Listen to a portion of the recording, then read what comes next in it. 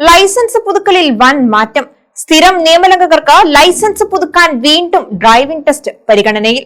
ഗതാഗത നിയമലംഘനം പതിവാക്കുന്നവർക്ക് licence പുതുക്കുമ്പോൾ driving test നിർബന്ധമാക്കാൻ തയ്യാറെടുത്ത് കേന്ദ്ര സർക്കാർ. ഗുരുതര ഗതാഗത നിയമലംഘനത്തിന് നിശ്ചിത തവണയിലേറെ പിഴ ചുമത്തപ്പെട്ട ഡ്രൈവർമാർക്കായിരിക്കും വീണ്ടും ടെസ്റ്റ് വേണ്ടിവരിക. ഇതിനായി മോട്ടോർ വാഹന നിയമം ഭേദഗതി ചെയ്യാനുള്ള നിർദ്ദേശം പ്രതിരോധ മന്ത്രി രാജ്നാഥ് സിംഗ് അധ്യക്ഷനായ അനൌപചാരിക മന്ത്രിതല സമിതിക്ക് മുന്നിലെത്തിയെന്നാണ് റിപ്പോർട്ടുകൾ. അതേസമയം ഏതൊക്കെ തരം നിയമലംഘനങ്ങൾക്കാണ് ലൈസൻസ് പുതുക്കുമ്പോൾ വീണ്ടും ഡ്രൈവിംഗ് ടെസ്റ്റ് നിർബന്ധമാക്കാൻ പരിഗണിക്കുകയെന്ന് വ്യക്തമല്ല. നിയമ ഭേദഗതിക്കുള്ള ബിൽ വൈകാതെ പാർലമെന്റിൽ അവതരിപ്പിക്കുമെന്നാണ് റിപ്പോർട്ട്. വാഹനാപകടത്തിൽപ്പെട്ടവർക്ക് ഇടക്കാല നഷ്ടപരിഹാരം നൽകാനും ഭേദഗതിയിൽ നിർദ്ദേശമുണ്ടെന്നാണ് സൂചന.